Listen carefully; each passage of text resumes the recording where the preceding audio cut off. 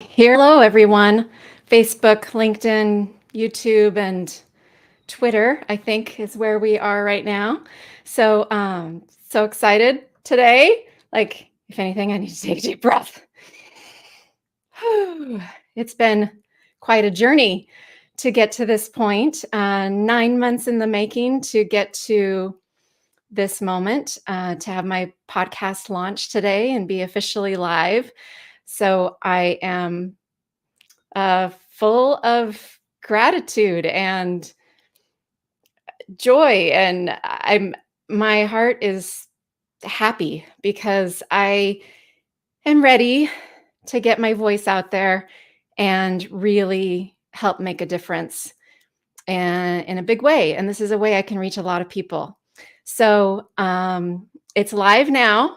And as you see in the ticker below my head here, you can go to charisyourlife.com/podcast launch.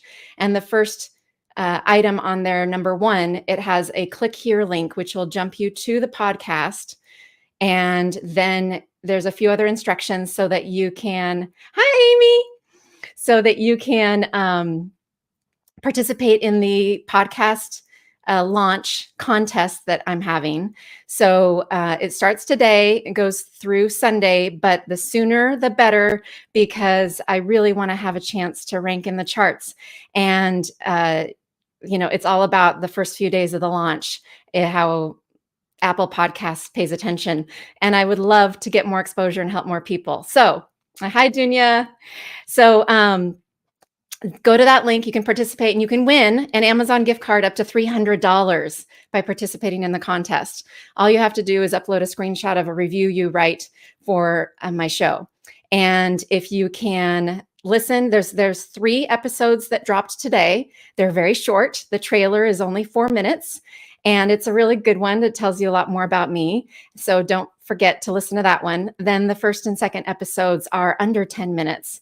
So not a big time thing, and already getting some great reviews. You won't see reviews posted right away because it takes a couple days for those to show up in the podcast app. However, screenshots have been shared with me, so I know that they're happening, and it's so cool to see what people are saying and experiencing. Already some ahas and people writing down notes from some tips I gave just in those first few episodes. And there's going to be extra episodes in the next few weeks as part of this launch. So eventually I'll be getting to once a week. But in this first few weeks, there's going to be extra, and definitely a few more this week, maybe. So stay tuned. And if you're watching at any point, please, please, please comment, because that will help us get more exposure. Those comments really matter behind the scenes and matter to me too. So please comment and share. Tell me you're here. So I have some great special guests, and someone is I just got chills. I'm so excited. Sigrun. So Sigrun, let me bring in Sigrun, and then I will tell you who she is. Hi. Hello. I'm so excited to have you. Oh, I'm excited too. I'm excited for you to launch your podcast. Wow. And you're moving at lightning speed, just starting online business, and you launch a podcast right away. Yeah. I couldn't help myself. It just, it felt like a pull, like that magnetic pull that certain things just you can't help but do. So this was one about 9 months ago. It just really called me, and everything fell into place one after another. Not to say there hasn't been effort, some roadblocks along the way, like a little tech challenge I had this weekend, but it's been amazing. So everyone, let me tell you, Sigrun is are you in Iceland right now? Yes, she is in her home in Iceland. She is born and raised in Iceland. And it's so cool to be talking to her from there right now with our technology. I had the privilege to visit Iceland on vacation with my husband back in 2016, I think it was. And we so want to go back. One of our favorite places. The other day he says, can we go visit her? I'm like, sure, let's do it. So she is an online business coach and mentor, and she's phenomenal. She is my business coach. So I have been in 2 of her programs already, and I'm just started a third, and she's amazing. So I'm so happy to have you here. And Sigrun's familiar with, my podcast, my mission, and what we're doing. She has quite a background in business and in life of being, she's a very motivated, ambitious person, shall we say. So you're very driven. It's very clear to me, being one of your students, that you're very driven. And so I'd love for you to share whatever you'd like today to everyone, but also especially maybe some kind of tips or guidance or what you found to work to keep you, to find your own balance in life. Because I think you're kind of like me, where it's not too hard to keep working and working and working because you love what you do. You absolutely love your profession and your business. So, yeah. Wow. Thank you for the introduction. Thank you for inviting me, being one of your first guests on your podcast. Amazing. So yeah, I have this why that has followed me since I was 16 years old, and I cannot not do anything about it. It drives me. And for a long time, I didn't know how I could do what I was meant to do. And it wasn't until I started my own business 8.5 years ago. And I had actually been running my business for a while when I realized, oh, now I have a chance to live my why truly. So yeah, I need to explain the why. I am born in Iceland, and we are the #1 in gender equality in the last 11 years, according to the World Economic Forum. It doesn't mean that we're so great. There's just no other country better. But there are a lot of things that are going really well for us. Women work 100% like men. There is equal paternity leave and maternity leave. We expect women to make their dreams come true as well as men. Our Icelandic football, or you call it soccer team, is one of the best in the world, better than the men. There's more competition with the men, but still. And I was brought up in the belief I could do anything. And my parents instilled in this belief in me. And I wouldn't say we had a very gender equal or feminist home, but I just felt I could do anything and didn't see any kind of like me having it worse than guys, except I was horrible at sports. But, there are women good at sports, and I was just horrible at sports. So I studied. I was good at that. And when I was 9 years old, we had the first female president, the first democratically female elected president in the whole wide world.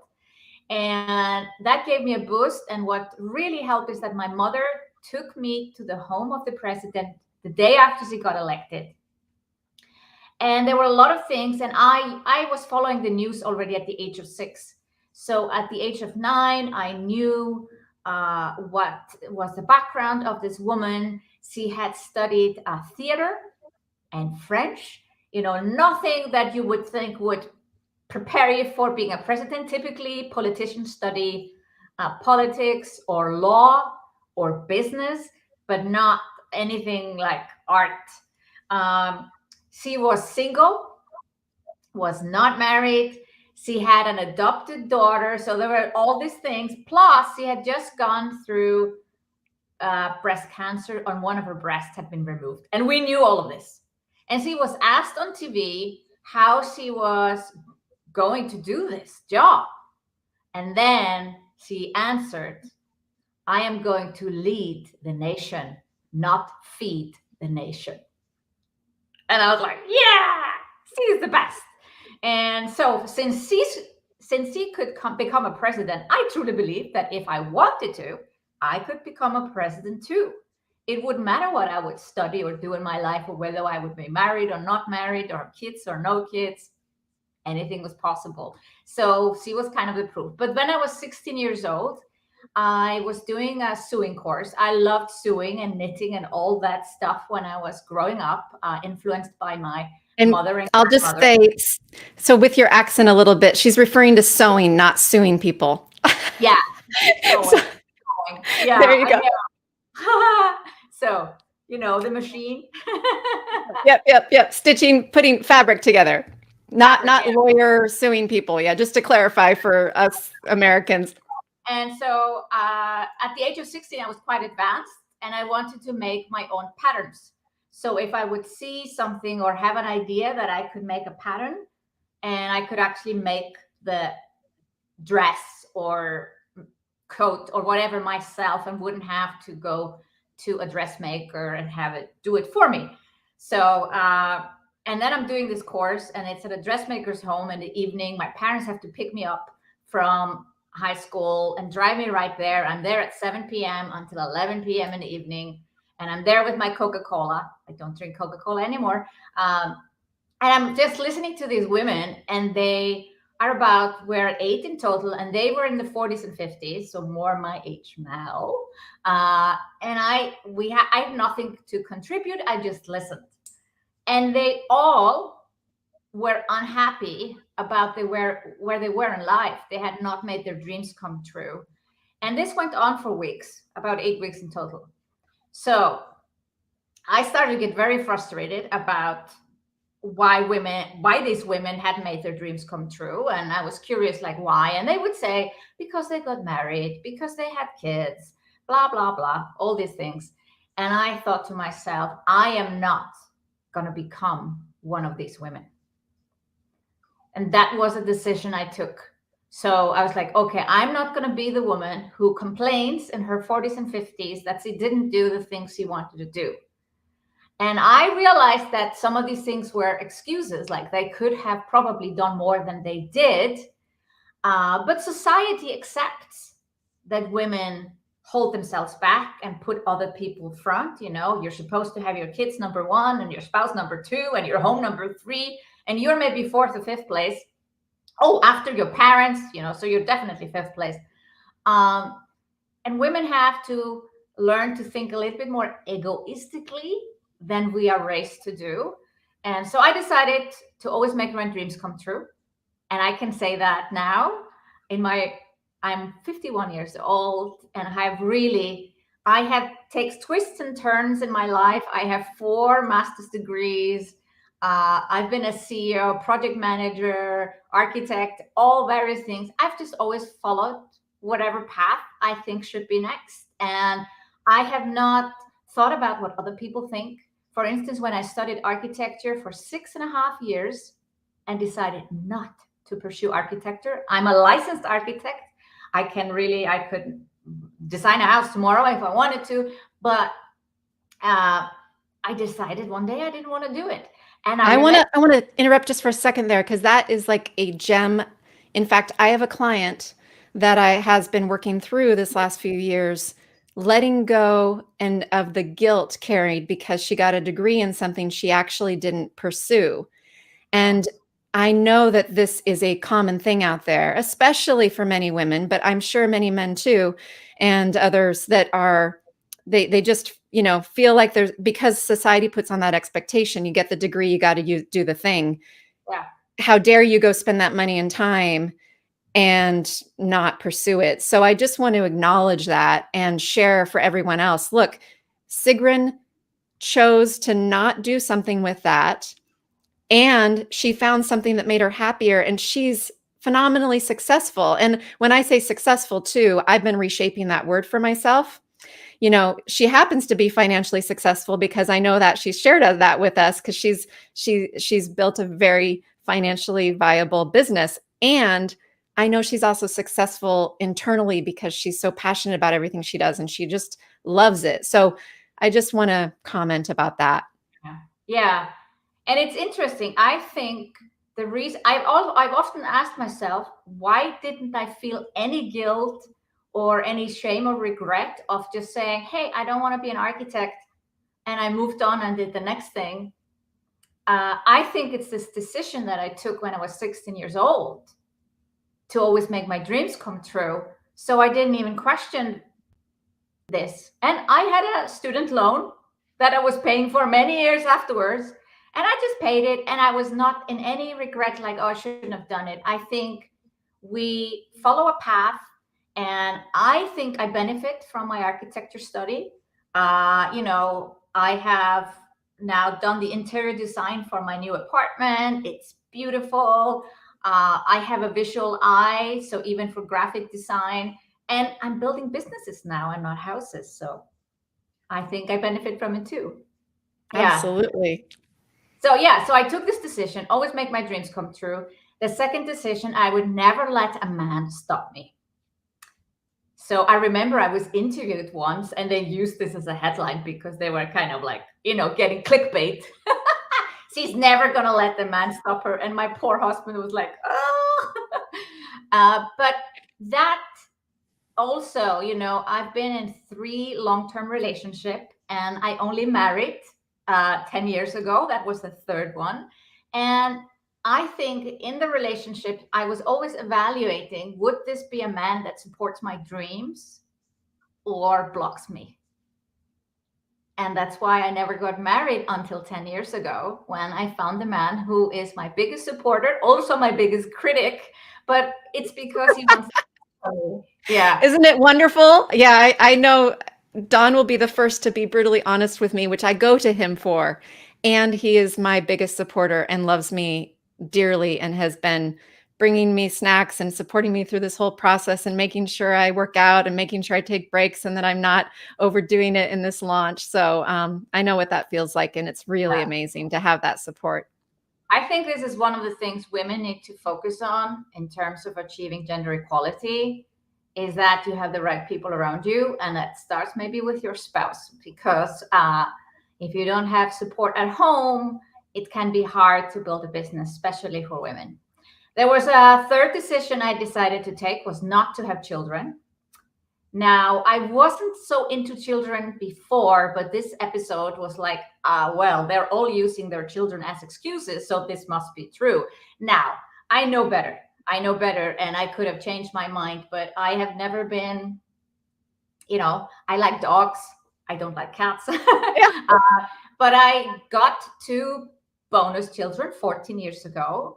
And my stepsons are now 17 and 18. And I was very much for them in the time period where they were growing up. Now I'm hands off. They are not so interested. They play computer games and things that I don't enjoy. But when they needed me, and actually when the ex-wife of my husband needed us the most, the au pair ran away or something, I was there giving them lunch every day and taking care of them. So I've done my job, and it's wonderful to have experienced this without having kids of my own. So I know how it is.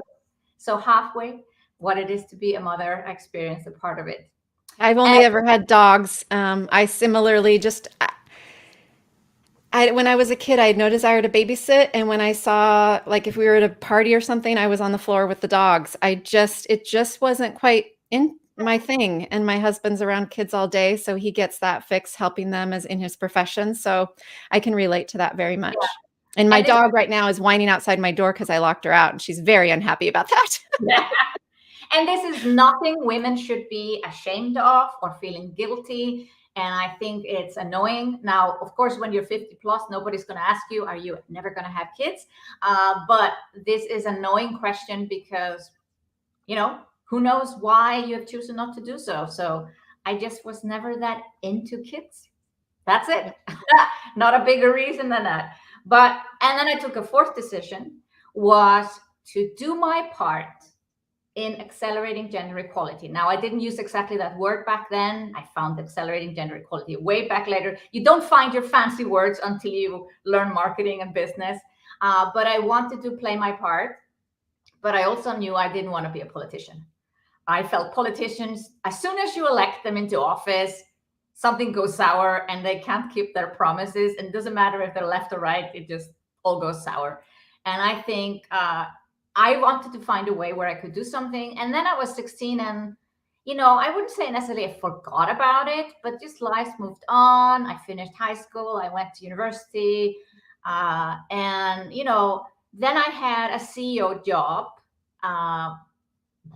That's almost, I don't know, 17 years ago.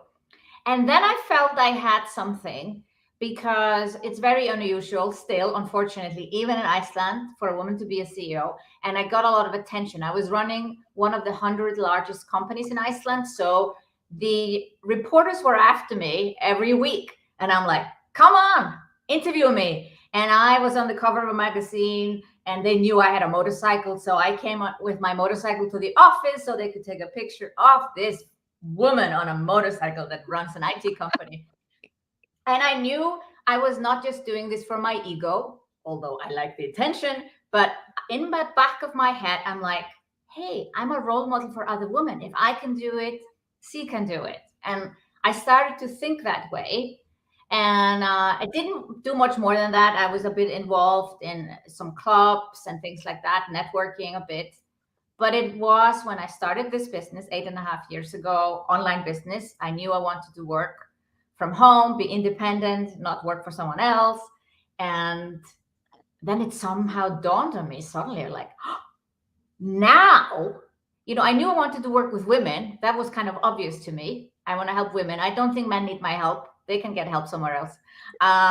And so I was like, oh, I am actually doing my why. I just didn't do it in the order that you would normally do. Like, oh, here's your why. This is how you start a business. I started the business and realized that I was doing my why.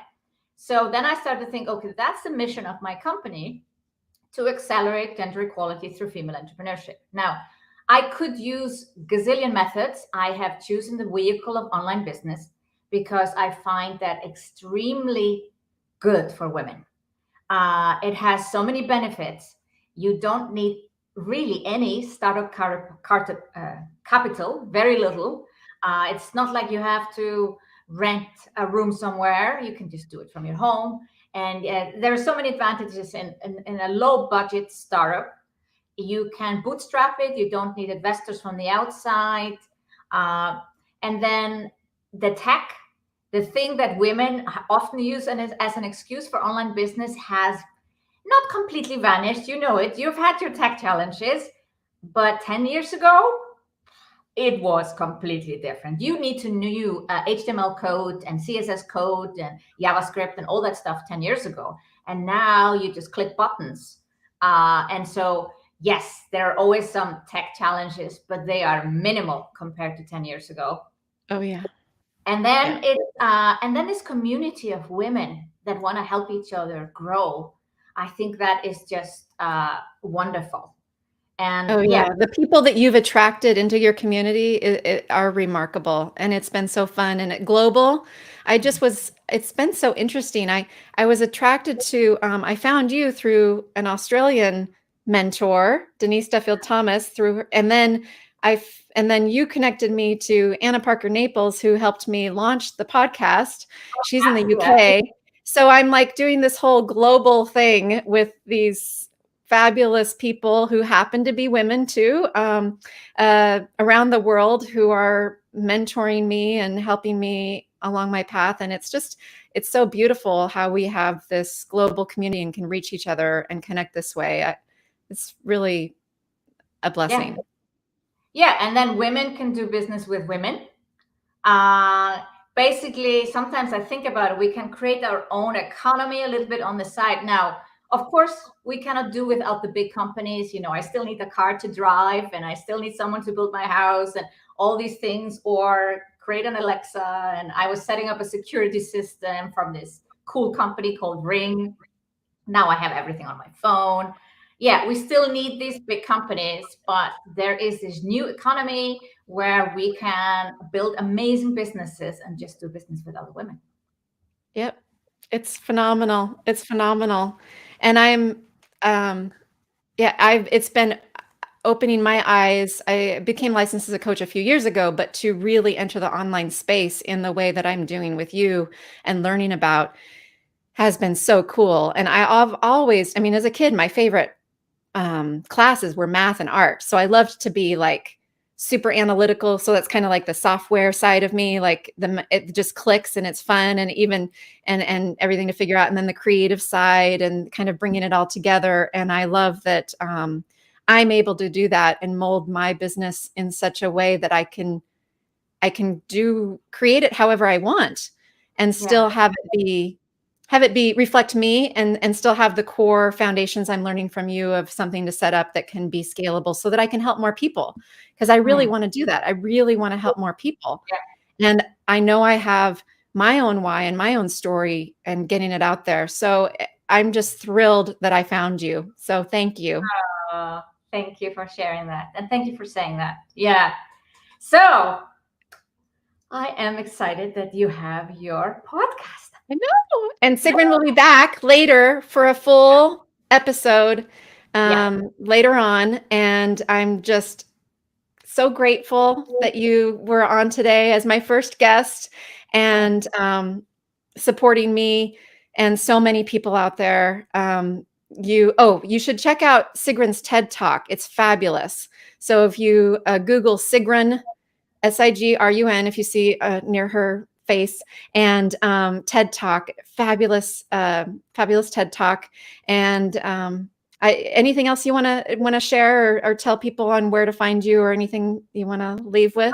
Go to sigrun.com to find out more about me. And I'm Sigrun.com in one word on all social media. So you can find me on Instagram, Facebook, can also connect with me on LinkedIn. I'm happy to connect with women around the world who have a mission, who also want to scale up their businesses and have bigger impact, just like Charis. So Charis, I want to say congratulations again for your podcast. I'm excited to see it take off. And for everybody watching, go ahead and give it 5-star reviews.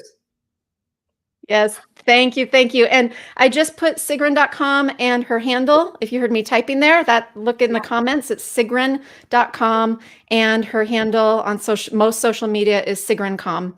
And you can find her if you want to follow her and check out some of the things that I've been involved in with her if you want to do it yourself. So, and she's inspiring and just a lovely human being. So thank you so much, Sigrun. Thank you so much. Thank you. Good luck. Bye-bye. Bye. Oh, that was so great. Okay.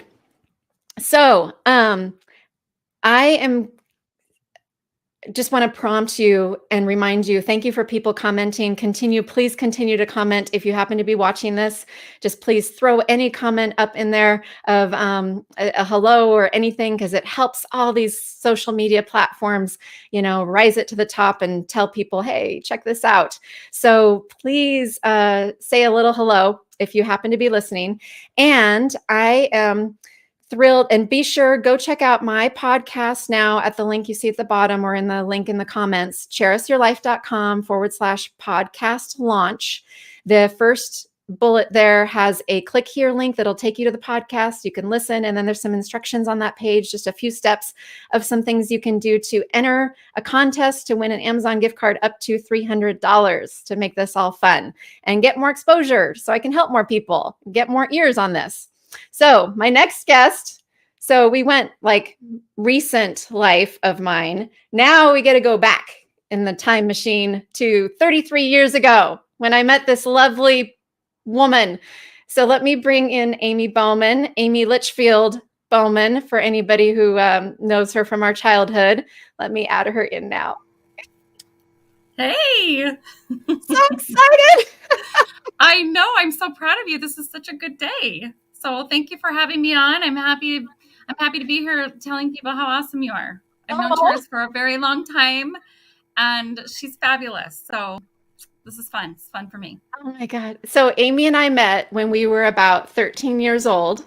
So for me, that's about 33 years ago. And that we were in a gym class. And Amy was more into gym class than me. I was a dancer. So gym class, the typical gym class stuff and the running and things of our typical gym class at that time in our life, what it was a lot of running. And every Friday we would need to be required to go do the Freddie Fun Run, which was, I don't know how many, was it only a mile or was it, how long was it? I think maybe under 2 miles. Yeah. Okay, so that sounds really sad for me to admit this now, but it was really hard for me. And Amy was just like plopping along and would pass me on her way back before I'd even reach the halfway mark and root me on. And I just, we have so many memories together. And Amy knows me since I was, since 6 years before the accident that if you don't know about, you'll come to learn about with my podcast if you listen in, because I tell the story of what happened to my family in the first minute, the intro that's with every episode. And Amy knew the house I grew up in. And she knew my childhood dogs, and she knew my parents and my mom who passed away 9-ish, almost 10 years ago. So she got to travel with us on some trips with my family. I mean, we were really in high school. Amy was one of my closest friends. And she's going to come on for a full episode later on that's going to air the week of my mom's birthday in September, which can't even put words to how special this is to have you involved in this. Amy was the first person to hear my podcast intro when I did the first round of recording it, and called her months ago. So, oh boy. I loved it. Charis has always been a really go-getter. And I've loved my connection with her all of these years.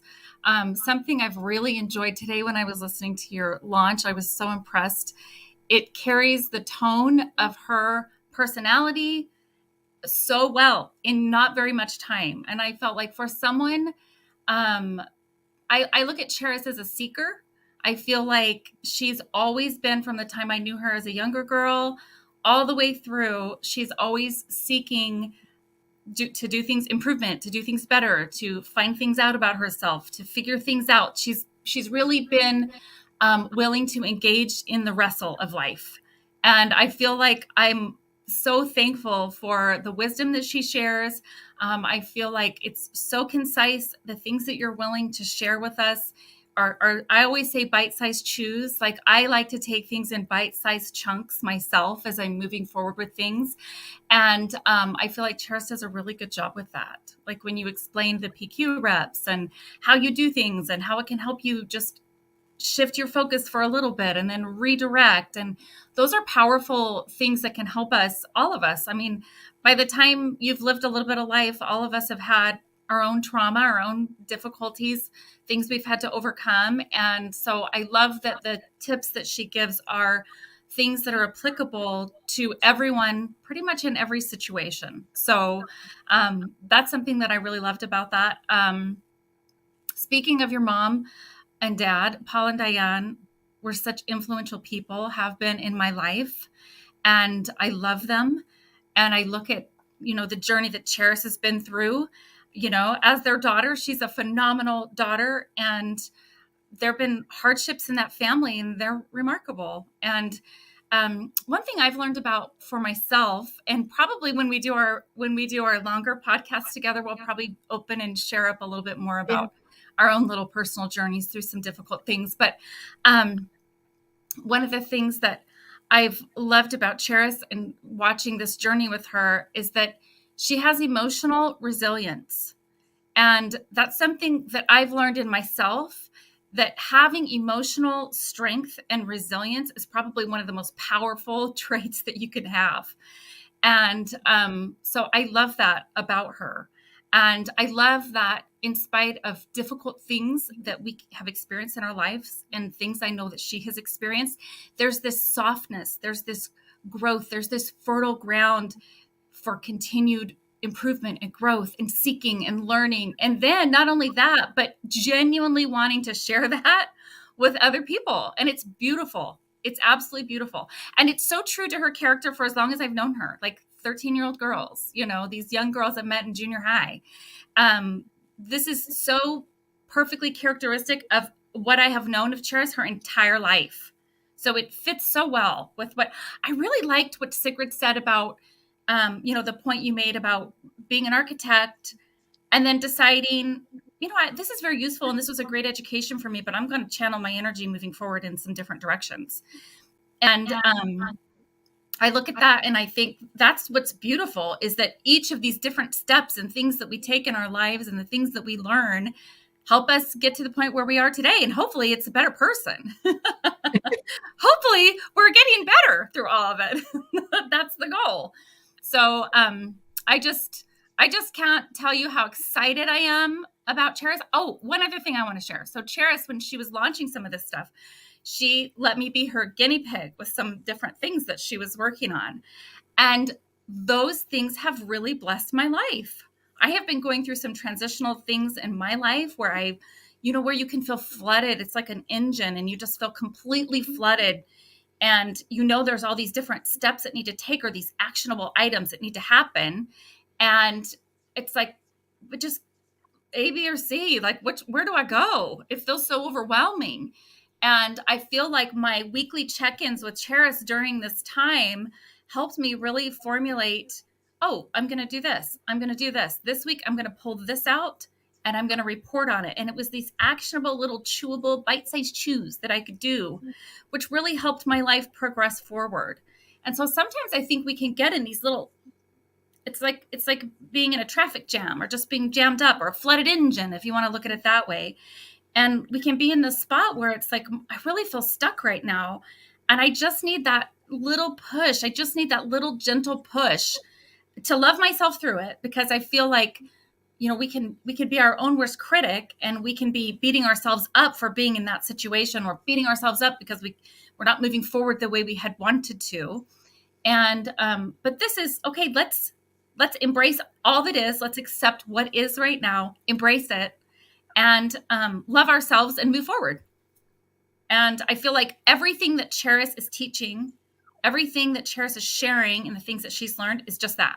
It's that in a nutshell. It's like, how do I love myself? How do I move forward, taking actionable steps that are realistic, that I'm not beating myself up along the way, but that when I look back, I can see some real progress made. And the best part is that, and I feel this about myself in so many ways, after some difficult things, I will look at myself and I'm like, but you know what? I like myself better. That was really hard, but I like myself better. I like who I've become in spite of these difficult challenges in my life. So that's what you Amy offer. is one of my favorite people in the world. She's and I love her laugh. That is one of my favorite laughs in the whole world. Because it'll get real bad. When she's on for the longer time, we're definitely going to go into when we visited my childhood home, because we have quite a little fun story around that just last December, we literally walked through the house I grew up in. I drove by it. Actually, do you know that I drove by it last week? So I was taking my son somewhere and I'm like, there's Charis's house. I know exactly what it looks like in there right now. There's people living in it and they're strangers, and we got to go in. So we'll tell you that little story because it was really fun. And we do have some funny stories to tell about it, because it was delightful. And it was actually very healing and therapeutic and sweet. I think I know it was for me, but I think it was for you too. Yeah. It was a very sweet experience. So that was really remarkable. What started off as us looking like stalkers ended up being this really amazing experience. And still wild to me.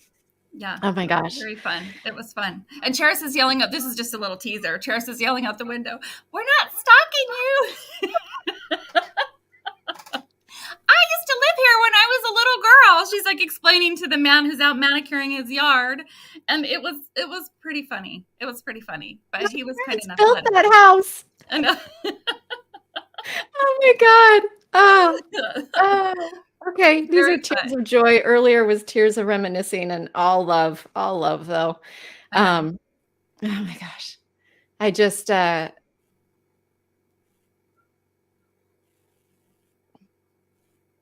can just feel my mom right now.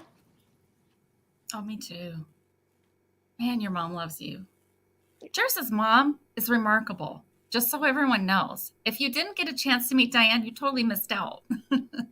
So I feel her. I feel her with you. I feel like anytime you and I connect or have a connection with each other, I just feel Oh, this was sweet. I'm going to share this right now. So this year at Christmas, Charis sent me these beautiful ornaments that totally reminded me of her mother. They were her mom's. Her mom used to have this beautiful boutique gift shop, and she would sell these really unique items in there. And it was really sweet because they were kind of similar to some things that her mother had given me when I got married. So I still, every year when I decorate my tree, I put on the Diane ornaments. And then Charis had sent me these beautiful ones that meant so much to me. So it was very sweet. I definitely feel your mom's presence with you all the time. And to have watched Charis go through that difficult challenge with her mother all the way to the end was incredibly difficult. But as a friend, such a beautiful thing to watch. Charis is such an honoring person.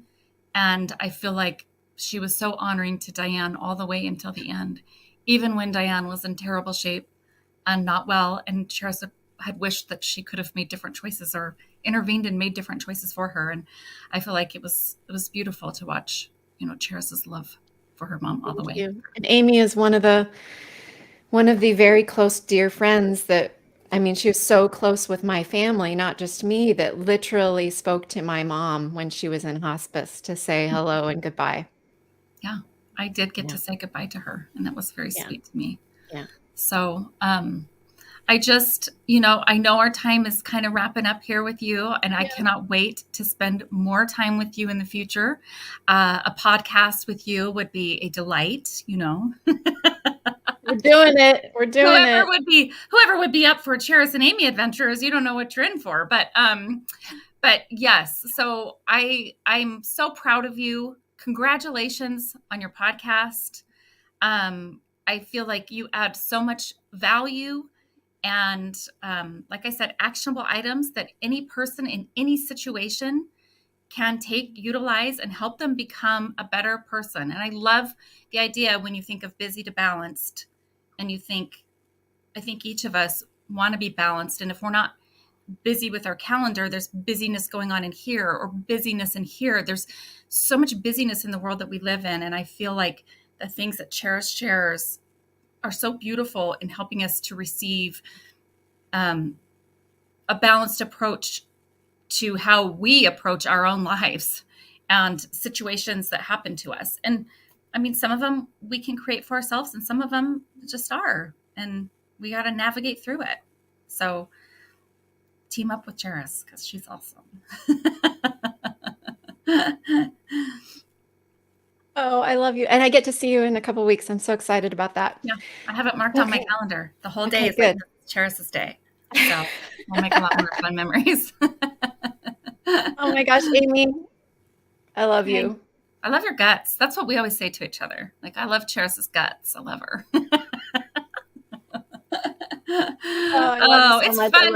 It's fun to have friends, longtime friends.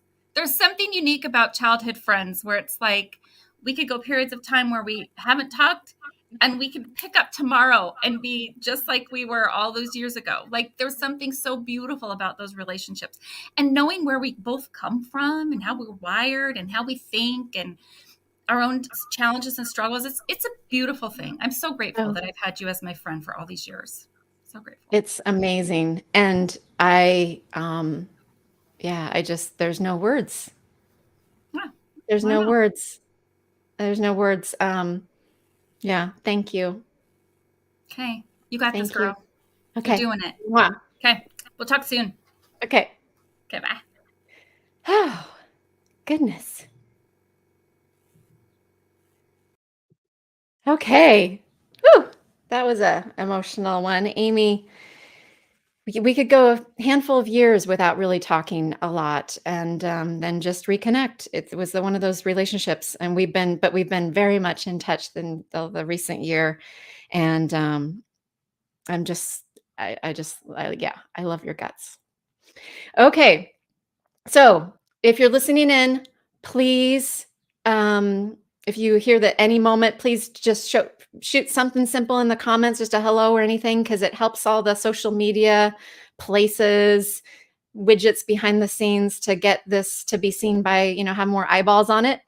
And that's my mission, is to help more people. So I want to help people change their lives, go from busy to balanced, and feel more joy and feel more peace of mind, and live the life that they really want to live, and do the things they really want to do, and not just wait and let all the other stuff get in the way. So if you haven't already, check out my podcast. You can participate in a contest and win up to an Amazon gift card up to $300. Just go to the link charisyourlife.com/podcast launch. And then you can participate. The item number 1 will have a click here link to go to the podcast, listen in, play all the episodes through. Apple really cares if you listen to the whole thing. So please play them all the way through. They're only 4 to 10 minutes each of the ones I dropped today. And download them. It cares if you do that. And then subscribe, rate, and review. Submit a copy or review. If you do all these things, you can have a chance to win a gift card. You can get some value, because I give you value, I promise. And maybe share with some friends and family and spread the word, because we could use a more fearless world, a more balanced world, a more joyful world. And this is how I'm going to do my part. Okay. My next guest is Kristen Eichel, and let me bring her on. Hi. Hello. So good to see you, and so good to be part of this beautiful new voice and vision and launch for so many people. Thank you for making this possible. I just popped my seat accidentally, so I went down and up like a little ride. Look, like the universe is helping you to elevate. So, oh my gosh. Yes. So Kristen, let me tell you about Kristen. So Kristen is one of my mentors and coaches and teachers, and now friend. She has so many amazing things she does. The things that I've known her for and how she's helped me is as a spiritual teacher, master hypnotherapist, which may sound, if you don't really know what that means and you assume kind of the like being hypnotized by the thing and going into a trance, it's not quite like that. So we can talk about that a little bit, because I'll just say it's more like guided meditations, if you want to put it in more simple terms. Right, Reiki master teacher, got me Reiki 1 and 2 certified, or whatever you call that. And then also Kundalini yoga teacher, which I participated in too. And she's just phenomenal. And Kristen also has a very interesting life trajectory, and from what I understand from knowing her for a few years, and is that, at once in her life, she had a very different life. Let's put it that way. A very different life once upon a time. And I don't know all the details, but from what I've seen and heard, it looked like it was a busy life. It looked like it was a busy life, and doing a lot of things differently than she does now. And I would say she's one of the most quote unquote balanced people I know. And balance is a tricky word. It means something different to each of us. And that's something that I help people do, is to find their own balance, because there's not this perfect equation. And yet I do feel more of us could be more balanced. And Kristen is an amazing model of that. So welcome, Kristen. Thank you for that beautiful introduction, Goddess. It is such a treat to be here. And I love what you said about balance, because this is the thing, right? Balance implies that we're centered. Now, imagine everyone just being centered like this all the time, every day, 24/7. It's illogical. It doesn't make any sense. This is not movement. This is not creative. This is not dynamic. We are in a constant flow, ripple, and evolution, right? And so what we're talking about is not, I'm done, let me stick here and be still. We're talking about creating this beautiful flow of finding a moment where there's a challenge, leaning into it, working with it, and having it work with us, and creating this harmony over time, that over time we're in a spectrum of what we would call balance. But it's not about standing still. And so I love that you're really helping to define this and really bring these tools and techniques forward, because balance is going to be subjective. The balance that we have when we're 14 is different when we're 44, and probably when we're 74. And I'll let you know when I get there, because we're going to keep evolving ourselves. And so we don't ever get to a place and now we're done. that would be called stasis, or that would be called, stagnation, all of which is kind of icky. We're constantly in this flow, this evolution, this up leveling and this upwelling. And so, yeah, truly, I think this is a beautiful conversation to elicit. And another word that I've been using lately, and I think I say it in one of the episodes, is alignment. That's right. And I think it's that mind, body, soul, heart, whatever words you want to use. If you don't think of soul and, light, God, maybe it's just intuitive or your gut or, whatever anybody believes. But that full alignment, I think, to find that place more, and because that's a place that allows fluidity. That's right. And exactly the same thing with any other sense of balance. Alignment is going to change as well, because we know oftentimes when we're out of alignment only because we've been out of alignment for a while. It's because it's starting to really hurt, and we just, like, the stress fractures are building up, and we just kind of can't, like, handle it anymore. It's like we can handle a certain amount of out of alignment until it becomes overwhelming, and then we're just, like, on our knees weeping, I need a solution. So hopefully your audience and our communities can start to be able to recalibrate more sensitively, so that instead of having to swing the pendulum so far out of alignment, that there can again be this range and this flow of alignment consistently. Because the alignment you have with your beloved will be different than the alignment you have with your employees. And it should be. And yet the alignment you have with yourself is what you bring to those relationships and circumstances. And that is where we start the practice. So it's not about how to have a better relationship with your husband, or how to have a better relationship with your employees or your kids. It's how do I have a better relationship with myself that then elicits the listening and the harmonizing in that circumstance with someone else who may have no idea what alignment means at all. Yep. Yep. And because then it's irrelevant whether or not they're aligned. That's right. Because when we are so comfortable holding that space, it's like we invite them into this space with us, whether we use that language or not. But one of the things, and I'm sure you've also spoken about this too, in the terms of alignment, we start to resonate and harmonize with what's going on around us. So if we're in a chaotic environment, we start to feel crazy. We might speak faster, our heart may race, we may feel anxious, we may start to look for the door. We're ungrounded, we're unbalanced, because the situation around us is bigger than our ability to navigate or cope with that.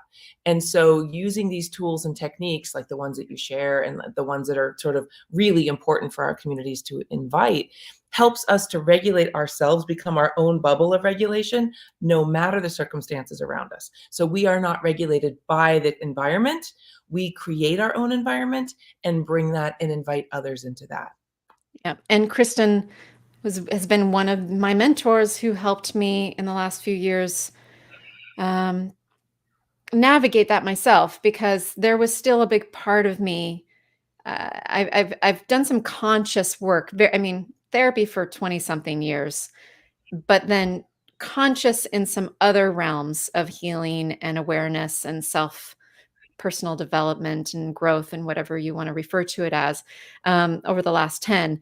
And the last few years with Kristen, there's still, and some things I faced during the time when I had been working with her, still found myself being affected by external people or things or energy of people or circumstances or you name it. And something that Kristen is so amazing at. So if you're like me and you can get stuck up here a lot, analytical, logical, and I really should be pointing this side of my head because this is my left side of my brain, which tends to kind of take over really easily, and kind of knee-jerk reaction to control me a little more than having a whole brain living approach to life. But the Kristen, in her guided meditations, she was able to snap me into a feeling, a thought, a visual, a something coming up that really was heart and soul led out of my head, so that I could figure out what I needed to do next and or calm myself just to center. And that's just one of your many amazing gifts. And really just getting at least me, and I'm sure many others, out of the head and connect with, because the way she does the guided meditations, there's no time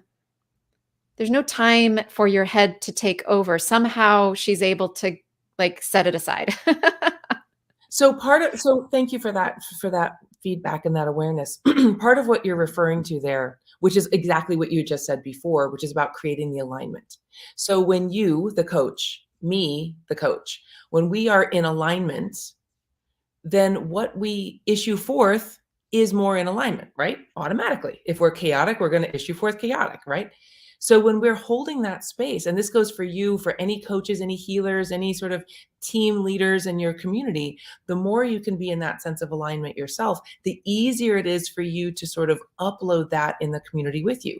Again, even if you say nothing, because you're holding that space yourself. And we create, if you're a science geek or nerd, as I know Charis and I are, when you create a resonant field, then you start to harmonize in that resonant field. It's kind of like if you have like a little tuning fork and it's, G, and you hit the G, it'll start to tingle and vibrate everything in the room that kind of resonates with that sound. Okay. So we do the same thing when we are trauma activated. We activate our trauma with anything that's going to be on that alignment, which is when we get to say like, oh, I'm being activated right now because of that thing that's not about me, that's happening around me, but that's eliciting that within me so that I can heal it. So guys, whenever you find yourself triggered, whenever you find yourself going into that thing, take that breath, take that moment, use those grounding tools to ask yourself, what in me is triggered by that external experience? Because it's not about the outside. The outside is always looking to the within. And just that little reframing helps us to take the world less personally, to take more power and sovereignty back within ourselves, and give ourselves those tools to instantly transform it from that sort of like victim survivor mentality into one of the experiencer. Beautifully said. I could listen to you talk all day. Guide me, meditate me, yogify me, get me breathing, all the things, the wonderful things you do. Thank you.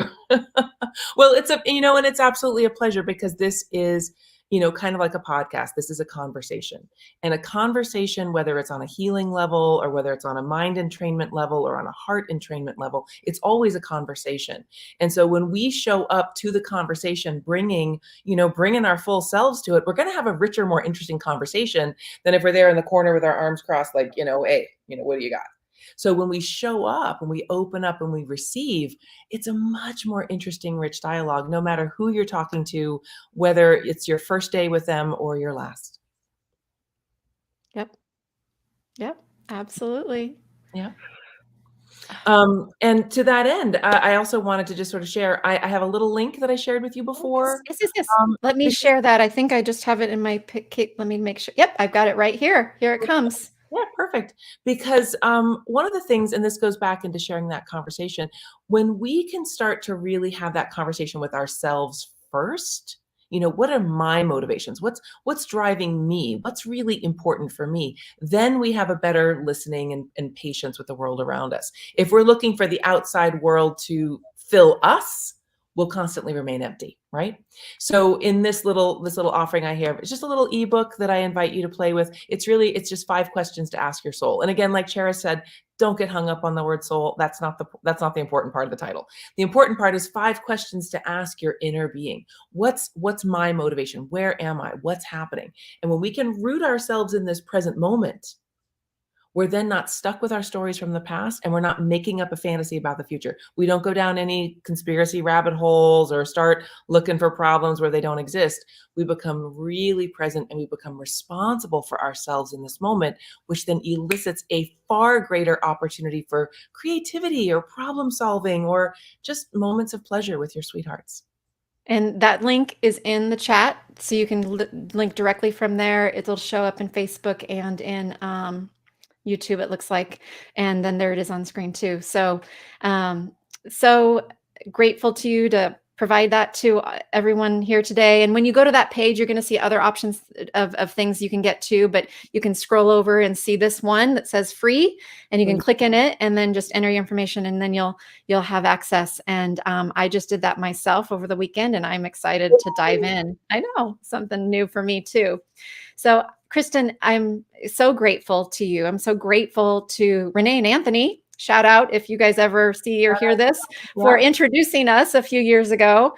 And you helped me through some wonderful transitional times to emerge here. I kind of feel like you're definitely one of the people that saw me in a new stage of that whole caterpillar analogy. It might be overused in our world, and yet it's just so perfect, because literally the caterpillar turns to gunk and then comes out a butterfly. And Kristen is one of the people that saw me in a stage of gunk, emerging and just finding my way so that I can be here and doing this and feel really quite fantastic doing it. And excited about it. You know what you just said about that, and you know, when we sort of devolve into our sort of primordial ooze aspect of self, right? We often feel that we're losing something. We look at it, you know, we often seek to avoid that as if it means we failed, or as if it means it's a problem. And I am here to remind you, let Charis be the example, guys. It actually is the foundational building block. When we get right down to the heart of the matter, then you can take what works the best for you and elevate that. It's like if you're renovating a house, you're not just going to like patch over the dry rot and like sort of ask the termites to leave. You're going to take it out. You're going to get right down to the studs. You're going to clean out everything that needs to be cleaned out. And that's crucial for you to build something with that structural integrity that's going to last the test of time, because a quick fix, guys, is a quick disaster on the other end. Yeah. So hope, you know, if Kristen resonates with you, go check her out. And she's amazing. So I highly, and like I said, she has multiple things that she does. So you can find your little piece of Kristen that you want to access and join her world, because it's a beautiful world. And thank you so much for being here and for your love and support. As always, thank you, Goddess. You've done a beautiful mission work here, and I'm so excited to witness your evolution and growth. And as your community evolves and grows, I just really want to honor them for stepping in. It's a conversation between the two of you, and may everyone be served. Thank you. And I'm so happy Kristen's going to be on a full episode later, so we can look forward to that. Be well. Okay. Congratulations on your launch. Satnam. Oh, okay. This is so fun. This is so fun. Okay. Next guest. Well, first, real quick reminder, if you are seeing this, please shoot any little comment into whatever platform you're on, because the comments help get it seen by other people, and then we can help more people that way. And the link at the bottom, or in the somewhere below, side, under, above, I'm not sure, wherever you see it, go to charisyourlife.com/podcast launch. And then you can, item number 1 has a link to click here to go listen to the podcast. There's 3 episodes that dropped today. There'll be more coming soon. And they're short. These initial episodes are very short in the first few launch weeks. And then after that, I'll be going to once a week consistency after that. But there's some extra now and on the way. And then you can also submit a review and be entered into a contest to win an Amazon gift card up to $300. Okay. So that link will take you to that page with all that information. So I'm going to bring in our next guest, Felicia Bender. Let me bring her on here. Hi, Felicia. Hi. Oh, I'm so excited for you today. Oh my gosh. Thank you. I know. I know. It feels so good. So fun. So yeah. Let me tell the world out there who's listening to this who Felicia is. She has a really fun name and title she calls herself, which is very true. She's the practical numerologist. And she's such a great personality, so fun, so real, and I just love listening to her monthly forecasts and her monthly webinars and groups and things she's led. I've also had some privates with her over time. And I have a few friends who are super into numerology, and they had been for years, and I kept hearing about it. But like there just comes a season sometimes, or a time when it something sparks you to go look into it, even though you've heard about it from some friends for years. That happened a few years ago with me in numerology. And I found Felicia because someone told me what my life path number was, and because they did the math with my birth date and all this stuff, and then I went on Amazon and was looking for a book or something, and found your book on the one special about the master numbers that happened to be me in there, that's specific to that. And then I just fell in love, because I was like, oh my gosh, this is so validating. Numerology for me, it's one of those things where I don't look to it to be like this is my guide and this is how I shall live my life, and I will wait for the signs and the numbers to align, because that I don't think is a wise way to live, to look for anything externally like that, no matter how into it you are. However, it has been super validating. And for me, every little piece along the way that I can grab of validation to help boost my interior, my inner confidence and my inner peace, I'll take it, because sometimes it does take the external stuff can help trigger the internal. That's what I think, I guess, is my message here. And it really needs to come from within. That's how we find our balance. That's how we find our alignment. That's how we feel better and live our lives in a more complete way. And yet sometimes, often there is can be an external trigger. And I trigger for feeling better, or trigger for feeling worse. And so that's one of the ways I've looked at numerology. And if you're new to it, Felicia can tell you a little bit about it here, because you might be like, what is it? Math? Is it woo-woo? Is it whatever? So, she'll share with us a little bit more now. Well, and it's interesting that I love hearing you talk about that experience, because I'm so very similar to you. And I think that that's where 99.9% of people are coming at these modalities is how, and what I find numerology, I mean, if we even back up, it's like a strengths finder, right?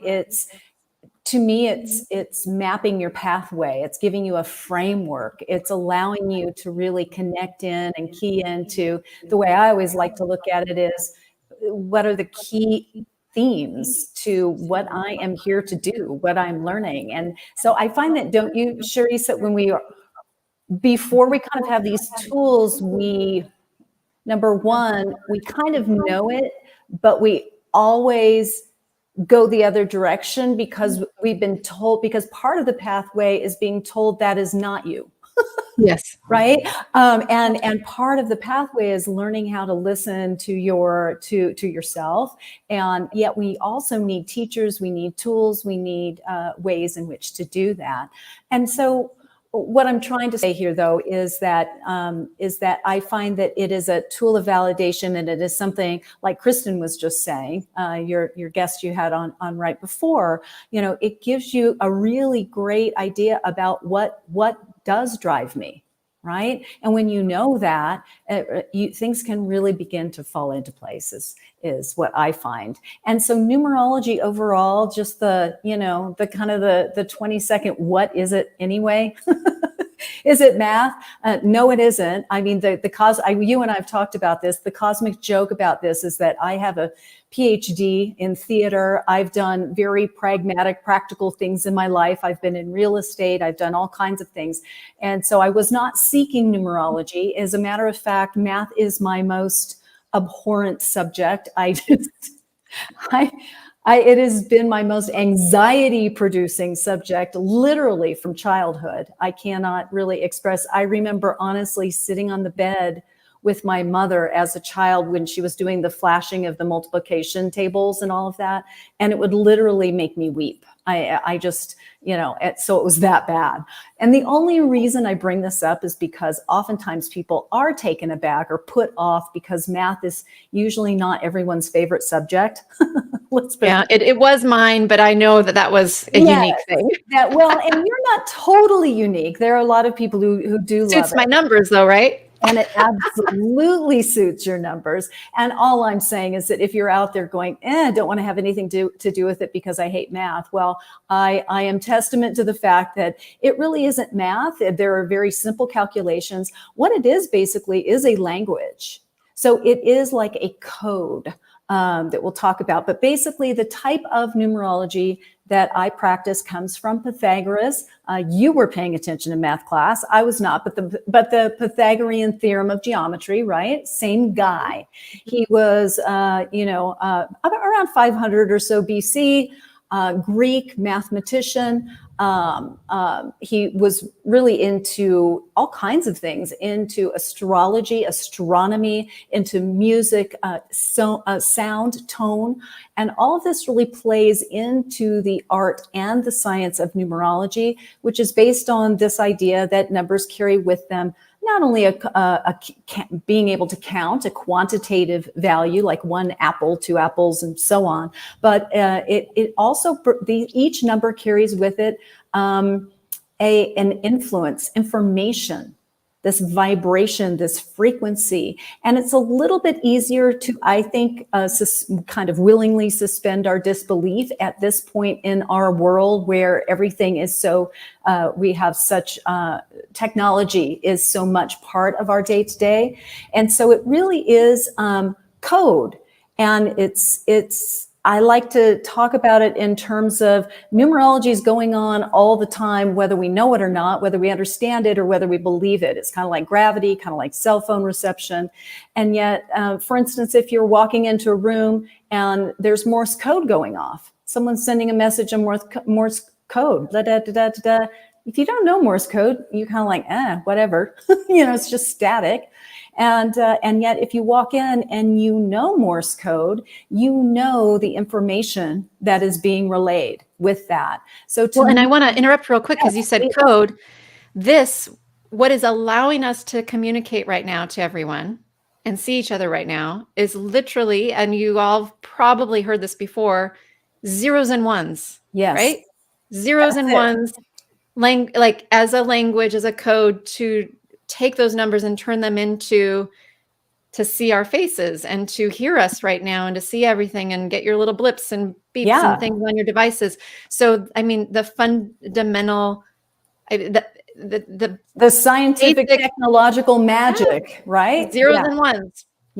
Yeah, it is quite remarkable if you think about it. I mean, I always think about, I'm kind of that silly humor person, but it's like, the cloud, like, what is that? Like, I mean, it's supposed to be but it's, I mean, bits and bytes, it's got, I mean, how does that work? Right? I mean, you have to really kind of step back and go, dang,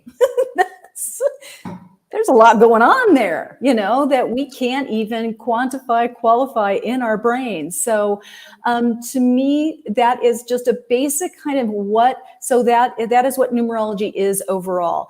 The way I like to use numerology is for human development. For that sort of, I like to work with people. You can use it in all kinds of ways. I like to use it to help people understand and validate, just like you and I are talking about, who they are, why they're here, and all of those things that go with it. So with numerology, what we need, it's kind of a wonderful counterpoint in many ways to astrology. I always say with my astrology friends that once you know both your numerology and your astrology, you're kind of out of excuses.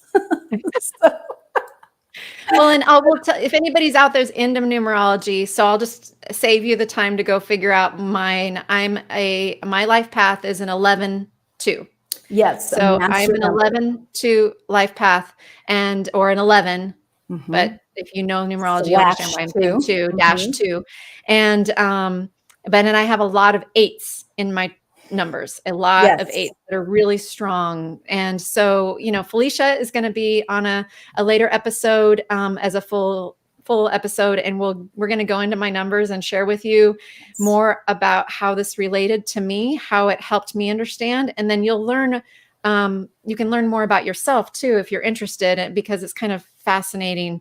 I find it fascinating. Mm-hmm. So anyway, and maybe you want to just sum up, like, what does that mean that I'm an 11-2 in relation to what I'm doing right now? Oh, absolutely. Because to get your chart, we need your full name as it is on your birth certificate and your date of birth. And so that we can do calculations there with what you refer to as your life path. It's knowing your life's purpose. The other numbers are like the other numbers in an astrology chart. You have a real depth and breadth of understanding about different aspects of you. And we can look at cycles of time as well.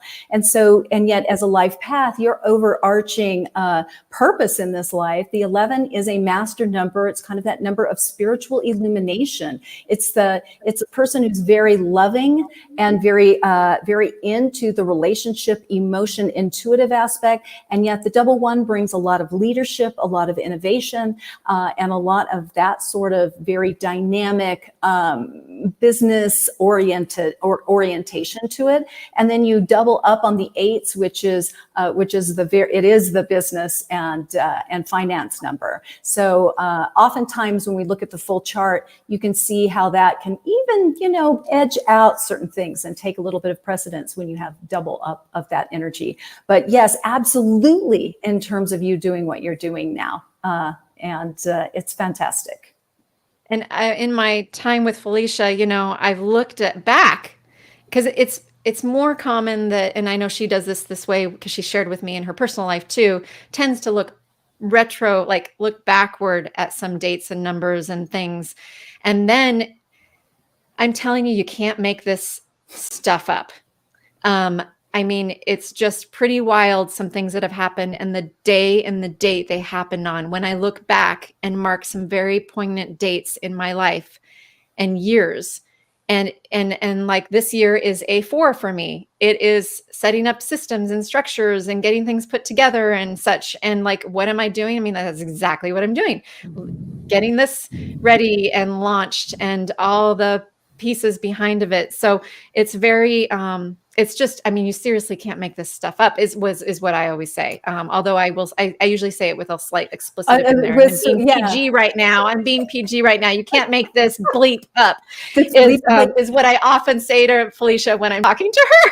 Well, and can I piggyback just real briefly on that? Yeah. Because, and I think I'm not, I don't think I have to ask for permission. We've done a little back and forth emails about this, about doing your launch.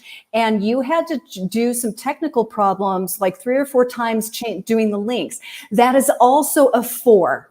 Like in the 4 personal year, it's like weird roadblocks and these limitations where things, it's like, this should be easy, right?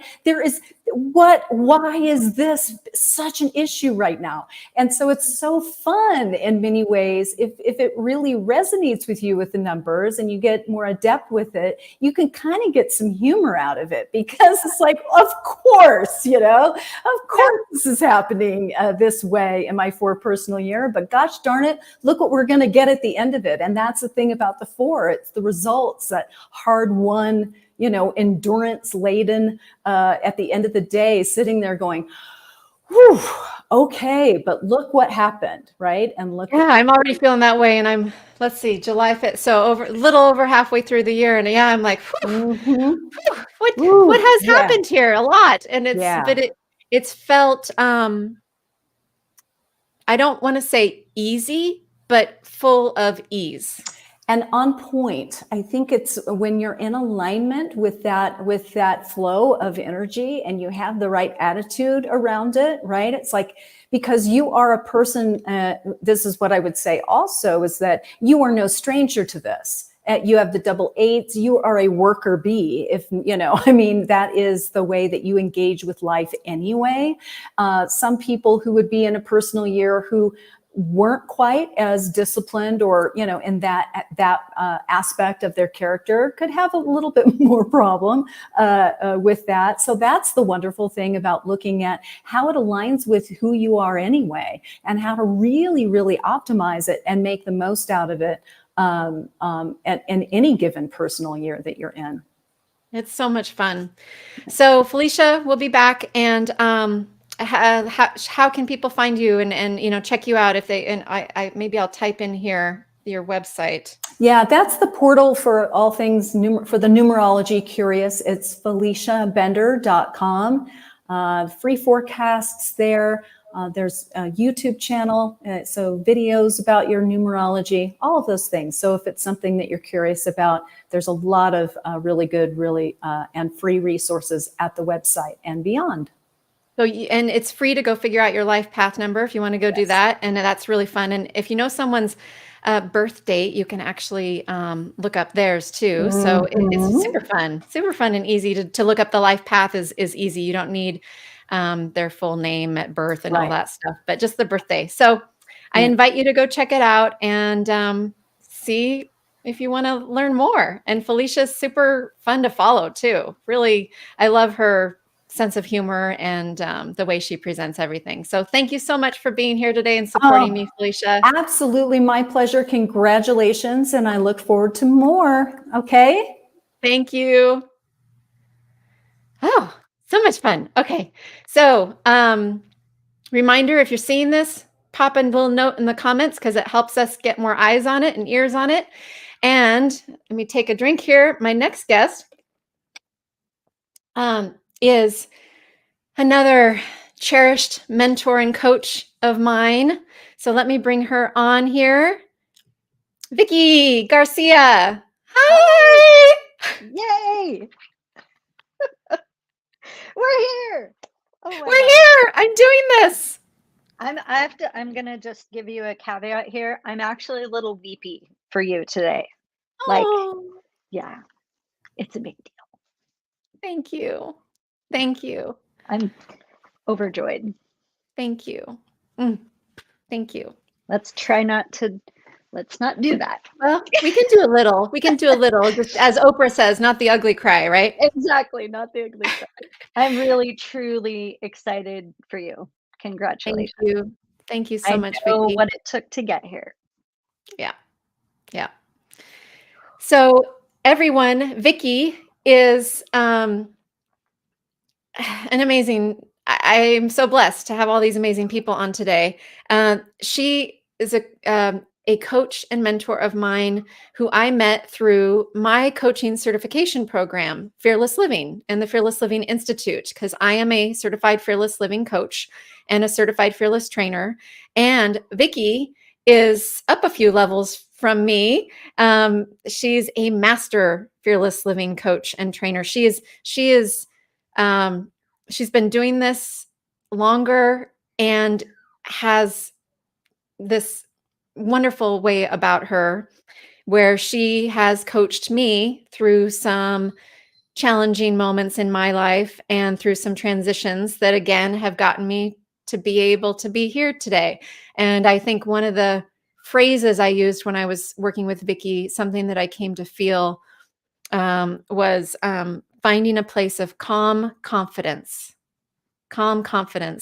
And Vicky, she's full of love and also will kick you in the butt when you need it the most. She is not afraid to call you on your bleep.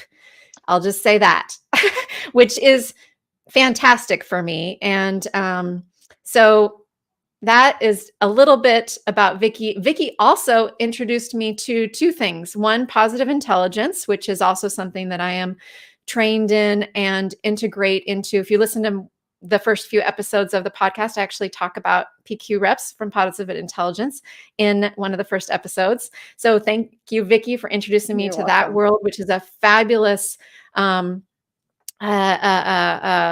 thing to weave in and connect, a synergistic thing to connect with our fearless living tools and philosophy. And then Vicky also introduced me to human design, which is, I'm going to say, similar to what I just talked about with numerology, in the sense that it is another tool in the toolbox to help validate and make you feel like you're not crazy about how you are and how you operate, and just help understand yourself. And so if you are into it or and know about it, I'll tell you, I am a what am I? Manifesting generator. I'm a manifesting generator. 4-6 manifesting generator. Yep. There's that 4 again. Yep, there's that 4 again. And if you are not into it, highly recommend you check it out or follow Vicky, because it's something she's very much, gets into in her practice she primarily is a executive and professional development coach. And she weaves all these things in together in her world, and another training she has, or a couple that all meld together. So welcome. Thank you. Yeah. I thought it was crazy listening to Felicia talk and her talking about your numbers. And I thought, oh, wait a minute. Charis has a 4 in her human design profile as well. And then she said that your 11 is about spiritual illumination. And I was like, that just sort of sums up what I've seen of your journey and what you're helping other people to do right now with this podcast. Like, that gave me chills. Like, it's all just tied together. It's all perfect. Yeah. Yeah. And it feels like I took a breath and the shoulders just feel dropped. And like I said before, this has felt easy. I mean, in a sense, but more with ease. Everything has come with ease. Whereas there's a many years in my professional life that things I have ventured into have felt much more challenging, and kind of like I was fighting my way through. And this has just, like, the right people have come at the right time to help me in the path in the right way. All of you wonderful people have shown up to help me right when I need to do the most, and then continue to support me. And the people that I got into this group, the little private group I have supporting the launch, I mean, they come from all areas and all times of my life. And it just feels so good. And you are definitely one of the biggest advocates for finding your way. And when I say your way, I mean, like, my way is different than Vicky's way is different than your way is different than Joe or Judy's way. Like, what is your way? Because even like I'm developing, and here I've got a online business. So does Sigrun, but my way is very different than her way. And yet I'm using some of the same fundamental tools and things, and that I'm learning from her and what I'm launching. But I'm doing it in Charis's way, bringing all my stuff, the best of me. I found a way to recognize and bring together all the best of me. And I found the calm confidence to be able to actually take some steps forward to do that. And Vicky was one of the people who helped me along the way. It's been my pleasure. You know that I love this stuff. I love helping people remember who they are. It's not really about finding yourself. It's just that we lose ourselves through relationships and society and expectations and conditioning. And yeah, getting to that place where you realize there's nothing wrong with me. I need to shed some expectations that I've been holding for myself or that other people have put on me. And once you do, and you realize you can trust yourself, it does get to be easy. You do get to the place where everything doesn't feel like pushing a boulder up a hill. Like, that's not what life is about. You're not here to be in that constant state of struggle and high emotion all the time and things feeling really challenging. It can be easy. You can feel that calm confidence and be successful. I think we have this thing in our head where I can either be successful and, wearing myself down, burning myself to the ground, or I could feel calm. And the thing is, you can have both. Yeah. You are for reals, living people. You can testament. have it all. We're a In a living sense. testament to Yeah. that. Yeah. I think the key is it may not look the way you expect it to look. You have to be willing to look at your life in different ways and be open to the way that would be easy. Because what you were doing before and the way you were doing it, you were being you, but you were also trying really hard and pushing and not allowing you to just be you. And Yeah. once you did, it's like, oh, look, things just start to fall into place. And in that pushing zone, that busy, push, forcing zone is when I had physical and mental health issues just coming on, piling on, one after another, one after another, one after another. And Vicky saw that time for me. And I mean, it would be like, what's the new ailment, Charis? Physical or mental? Because there probably is one this week. And there was a period like that. And I am so happy to be on the other side of that. I'm not Yeah. saying that life's just going to be a cakewalk with no physical or mental challenges for the rest of my life. And yet I've found a new way to live. Yeah. Well, That showing up and responding to the challenges with the calm confidence. Like when you realize I can trust myself, I can handle anything life throws at me, and I can remain calm and really grounded in who I am. Yeah, life is always going to have some trick to throw at us. It's all in how you are able to process it and respond to it. yeah. And the human design bit, I mean, we've just got a couple minutes left here, but what would be could you give us what's the short, like the manifesting generator, like what does that even mean, to help people understand So, how that relates to me? and I believe Felicia actually said this, that you are a worker. So, generators in human design are literally here to work and to build. It's pure creative energy. And a manifesting generator is like amped up even higher. They're meant to do all kinds of work and do it in a whole bunch of different ways. You're meant to have so many different things that you're interested in. And you find ways to take shortcuts and to make those shortcuts work. You're all about like efficiency. And I'm like, and look at what you're doing. Like, this is amazing.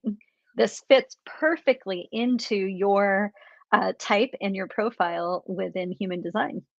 Yeah, it's really, really interesting to learn about all this stuff. And if people want to find you, because I highly recommend you follow Vicky. She's phenomenal and you can learn some cool stuff. And like I said, she's a tell it like it is gal, which I absolutely love, and in such a loving way. So what's the best way for people to find you? You can find me on Facebook. On Facebook, I'm Vicky Carr Garcia, Carr, Vicky Carr Garcia. Or you can go to my website. It's vicky-garcia.com, Vicky with an I. I'm typing that in right now. So there we go. And then there it is. So it's in the chat, the comments. And then that you go check her out. Go follow her. Find me. She's amazing. Find her and follow her. Okay. Thank you so much, Vicky. Thank you for your support and helping me in my path. And thank you for coming on today. Yeah, you're welcome. And really, congratulations. I could not be more excited for you. Thank you. Thank you. Thank Okay. you. Okay. Bye. Oh my gosh. Okay. So one more fabulous guest waiting in the green room, so to speak. And I don't know if you guys can hear. Heidi is just scratching at the door. Maybe I'll have to bring her on to say hi before we close. My dog in the picture up there, she's been scratching at the door for a lot of time. She's like, let me be part of the party. So Elise, let me bring you in and then I can tell people about you. There she is. Hi. Oh, welcome. Hi. Elise, it's so good to see you. So Elise and I have Can you hear Heidi scratching? Is that distracting? Can you hear it? I can't, but Okay. I'm also hard of hearing, so I'm not the best person to ask. Okay. Here, let me grab her because it's driving me bonkers. Hang on a sec. Heidi, come here. Come here. Okay. Okay. She wants to say hi to Elise and she wants to be part of the party. So here we are. Here we are. There you go. Yeah. Oh, thanks. Yep. You're welcome. Let me take your bell off though, because that's going to distract me too. She's looking at me like, Mother, you've locked me out for way too long. Okay. You can say hi. Hi. Hi, everybody. Hello, all the peoples out there. Oh my gosh. Okay. So Elise is a coach and friend of mine, like a fast friend. Yeah, Like, I feel like I've known you for a very long time, though. I know. I feel the We same way. met last year. Was it last year? Yeah, in the Yeah, fall. yeah. So we met last fall, and I feel like I've known her for ages. So, Elise is a beautiful person. She is she's just so warm, and her coaching and the things she writes, she's extremely active on LinkedIn. You can find her on other places too, but are just rich and deep and like thoughtful, and she engages with other people in a rich, deep and thoughtful way, and it's like there's no fluff. It's like she just cuts to the core and just oozes just genuine. You're just so genuine. So Elise, just grateful to have you here and for your support and sharing with your community what I'm doing. It just means so much. So just so happy to have you. Thank you. Oh, I'm so happy to be here. Thank you. I'm so happy to be here. Yeah. Yeah. And I'm so happy for you. And I'm so glad that you're doing this and getting your word out there and getting your voice out there and your work out there and your medicine out there. And I feel like we have so much work to do. And so I'm so happy that you're doing what you're doing because it's the essence of you. And I'm so happy to be here. Yeah. Thank you. And it's so cool to see. So like everybody I've had on today, helps people in some way or another, and some of us are a little more similar than others, and in our what we're doing for our businesses, and yet we are all so unique. Like there's a whole section of the world, scattered across the world that needs to hear things from you, and some of those people cross over and could hear some things from me, or or whoever else. We all have our own, will resonate, as bring back a word Kristen used earlier with resonance, that will resonate with different people because of our different stories and the way we communicate and the way we are. And I just love that. I just love that we can all be out there helping people. And it's a synergy when you bring us all together. And it's, if you ever are questioning if you can be out there and help people and what does your voice have to matter, I'm telling you it does. And the world needs to hear, or even your world, even if you don't want to become a coach and whatever, I'm not talking about that, but even your world, like directly around you, the people in your world, whether it be little or big, benefit and can probably benefit more from you being more genuinely you and speaking up in a loving way. There's a way to do it, but I'm just was compelled to share something Yeah. about that just now. Yeah. I moved away in 2018 from my town where I lived for many years. And then I moved back in June of last year. And when I didn't know what I was going to find when I moved home because of COVID and stores closing. And so when I was walking around my neighborhood with my mask on, and I would walk into the stores, and I was so happy to see the store owners, the shopkeepers, and I would say, "Hi," like, "Oh my God, you made it," like, "Oh my God," and they would be like in this coma, like, "Hi." hi, oh my God, it's you. Oh my God, hi. And we would have this moment of like that moment where you like, with your eyes would recognize somebody's voice or their eyes, because, with the mask on. And I'd be like, oh my God, I'm so happy you made it. Like, I didn't know what I would find when I would come back. And it reminded me of connection, like letting people know that they matter, like, I'm so happy you made it. I'm so happy your store made it. I'm so happy you're here. And then to get that reflected back, like, oh my God, you're back. Like, where have you been?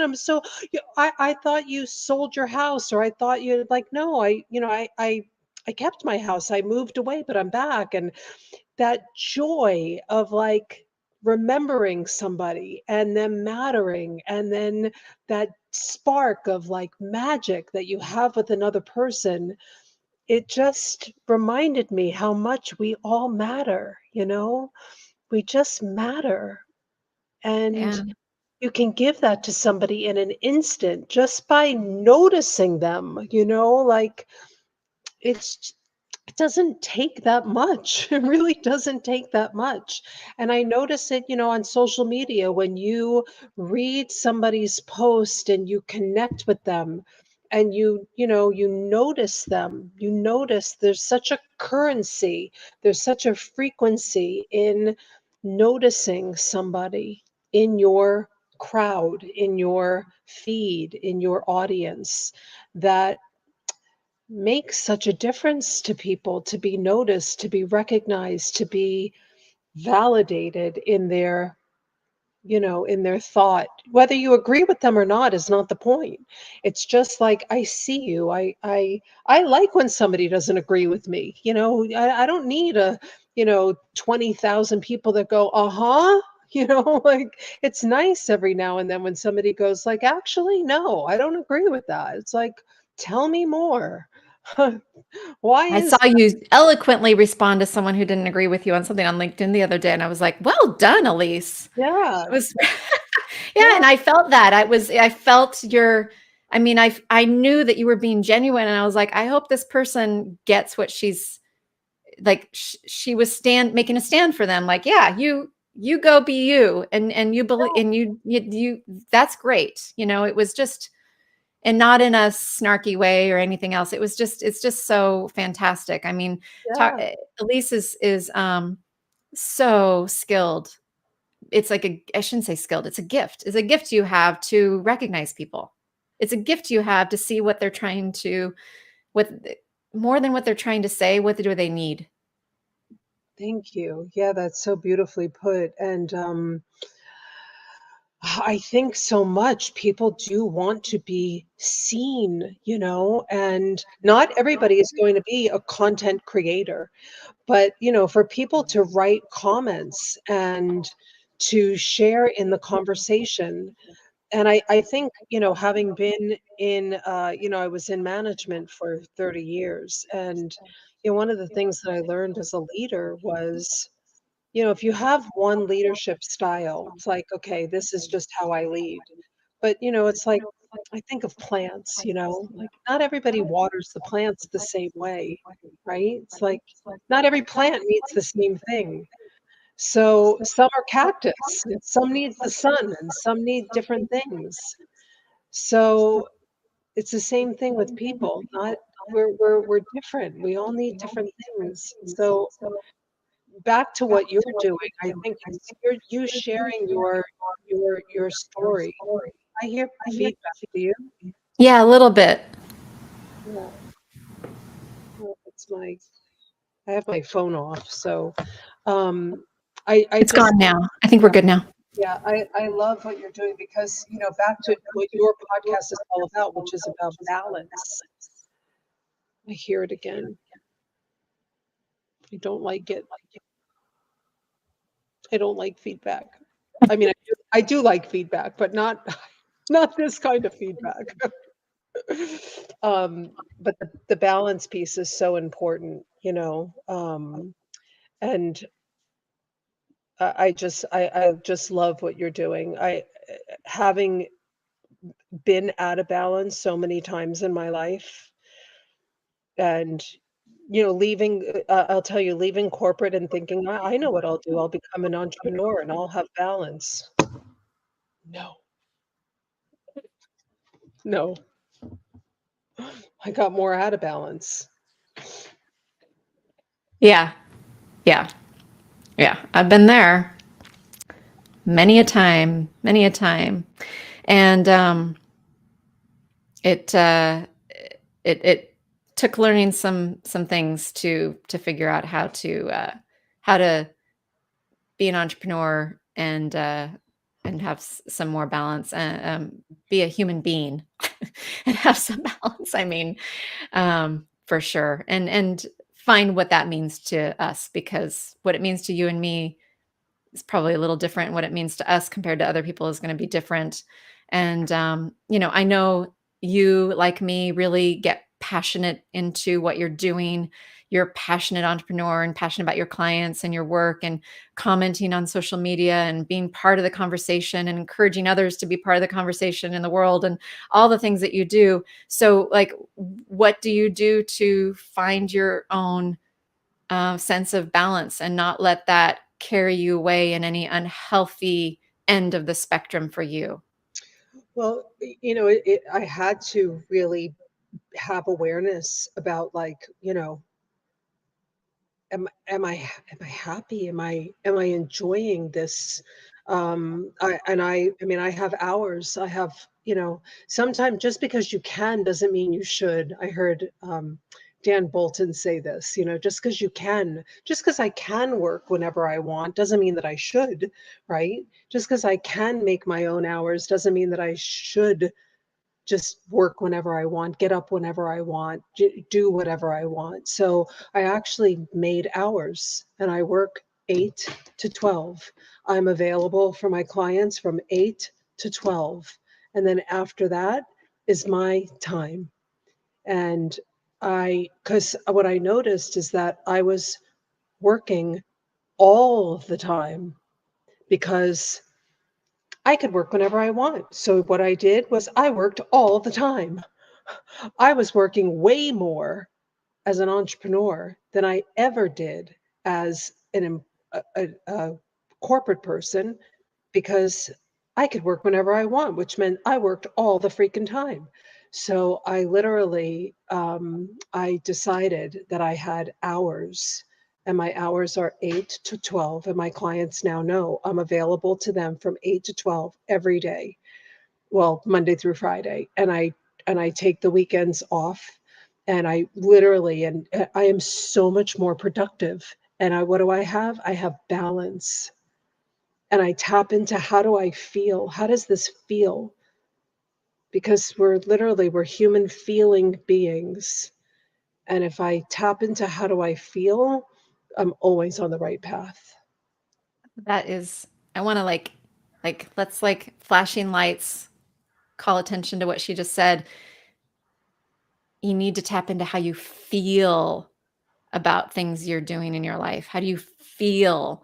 Because it is, well, in the first episode, I think in 001, I actually, in the podcast, talk about this and becoming more aware.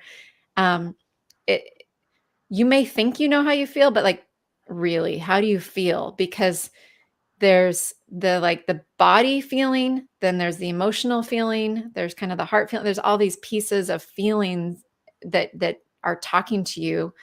And if you can tap into that and, like, really connect with it, then you can use that as a guiding light, as, like, your internal compass, as I like to say, and to guide you to make choices and shape your life one little micro choice at a time, often, to then find your way toward a life that you maybe were only dreaming about, or were hoping that someday you would get there. But it's I mean, sometimes there's some big choices, big decision moments, but most of the time it's these little tiny little micro shifts and choice points.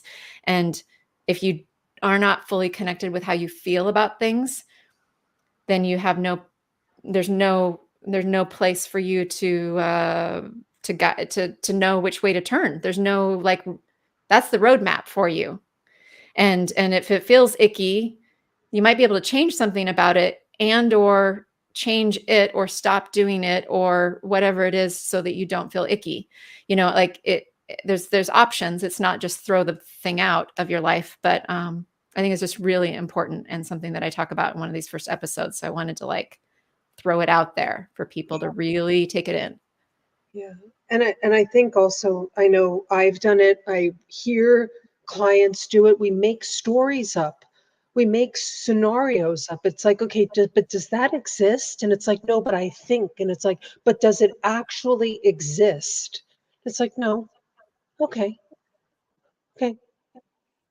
Right? Like, it's like predicting something that literally does not exist and then operating from a false sense of it does not exist. Right? It's like, okay, but what would Yeah. you do if that didn't exist and you could literally do this other thing? Oh my God, it would feel amazing. Okay, let's go with feeling amazing. Let's go with the feeling amazing part.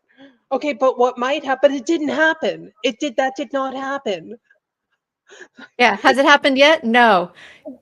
Can we get back into your real life right now? What's happening? Right. Yes. Yes. Right. And I know, I mean, I've done it myself. So it's not just like I'm not the coffee pot here. I mean, like Yeah. I am. I mean, like I get it. I get it because I've done it plenty of times. Catastrophizing, is that the word, Yeah. right? Yeah. Catastrophizing and the worry. I think actually an episode coming maybe in the next few days has something to do with worry and that projecting and creating those stories down the road. Yeah, boy, powerful, isn't it too? It just like can And grab a person. I think also that we confuse fear and anxiety. And so fear keeps us safe. Anxiety robs us of our life.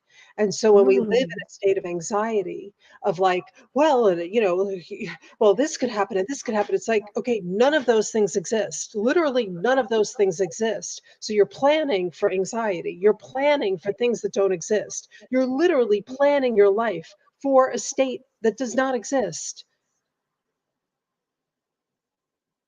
And so you're robbing yourself of a life that could feel amazing, but you're planning for all these things that do not exist and then yeah. acting accordingly as though they're real.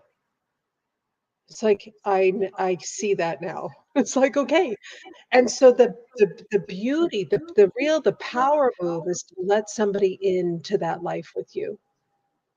And that takes a lot of courage because you sound crazy. I mean, I do too. Yeah. Well, and that's where it comes in to find your person, whether, maybe Elise resonates with you. I highly recommend you follow her and check her out online because she's got beautiful things she says. Um, and I just find your people to follow. And I hope I hope I'm one of them. I hope she's one of them. I hope you found some people today, but like, something that I've done in this last year, especially, is really curated my social feeds. Like I stopped following certain people and started following new ones, like made an effort to be like, I am following these people because they have something. I don't know if I want to say have something I want, but they have an energy or a vibe or a something that I think is going to make me better and makes me feel good. And then some people that I'm like, and I know I'm going to learn from this person or this person something that I want to learn in my life, whether it's for my business or my personal or whatever. And it like has made such a difference to curate my feed, i.e., curate my life and my world to change from that anxiety and those things that make me feel crappy to the things that make me feel good. Because then if these are outside influences helping me feel good, then I can have a little easier access to feeling good inside myself. It just a little extra oozing around me in these positive ways. So I people need to find your people. Find your people that make you feel better and make you do better and make you live the life you want. Yeah. Find your people. Yeah. Yeah.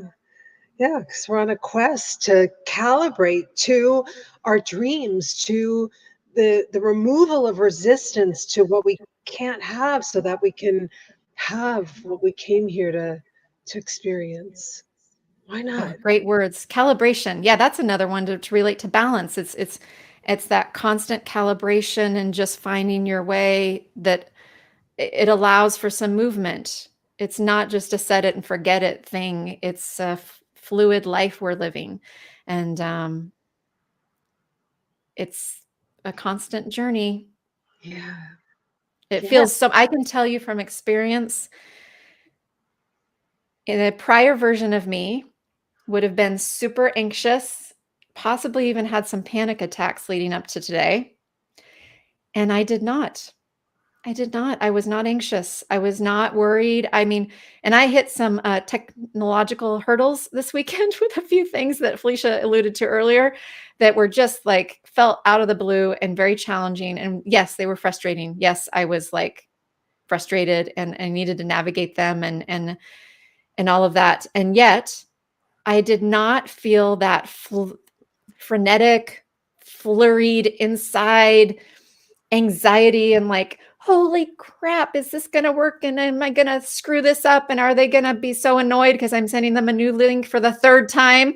Or, some of the things that I've encountered, or the different feelings that came up as I was recording the episodes and all of this stuff.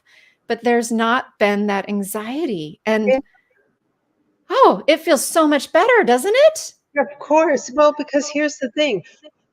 Any human feeling being that has a successful podcast is going to have glitches and is going to have lots of guests and is going to have all of these things. So you're experiencing them on the front end, just in preparation for what is already done.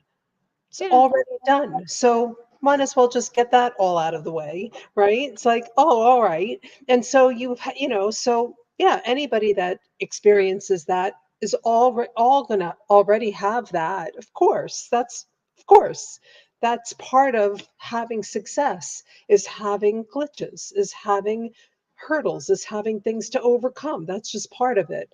Everybody knows that. Your guests know that. Everybody knows that. That's just, we know that. So yeah, sure, okay, yeah, read the email, know that it's not this, it's that. Okay, sure. Yeah, okay. What's next? Yeah. Okay. Yeah. Yeah. Yeah. So I just want you all out there to hear so much more is possible than I think you can even imagine right now for your life. Like, seriously, Yeah. so much more is possible for you. Yeah. Yeah. That's Yeah. it's so exciting. And sometimes the challenges are just there, just say, like, if you can hold this much, like, could you hold this much? And if you can hold this much, could you hold this much? It's like, it's like when you're taking groceries out of the back of the car. It's like, could you hold this much? It's like you just expand a little bit more to hold just a little bit more. Then you're like, oh, yeah, I can hold that. Yeah, I can hold that. And it's not to hold the difficulties, it's to hold all of it. It's to hold all of it. Yeah. Yeah. And often in the difficulties is some of the most beautiful magic.